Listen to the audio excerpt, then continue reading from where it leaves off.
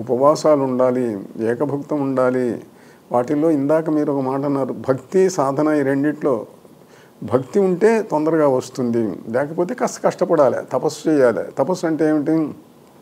ఏదో నడుములోతు నీళ్ళల్లో నిల్చోవటం, గొంతులోతు నీళ్ళల్లో నిల్చోవటం, ఎండలో నిల్చోవటం, వానలో నిల్చోవటం, ఇట్లా శీత వాతాతపములకు ఓర్చి శరీరాన్ని సహించుకుంటూ స్వామి నీ కోసం ఎంత కష్టపడుతున్నానో చూడు అని అంటే వీడి దగ్గర మహాభక్తుడు కాకపోయినా అయ్యో నా కోసం ఇంత కష్టపడుతున్నాడు అని కొంచెం అనుగ్రహం వస్తారు.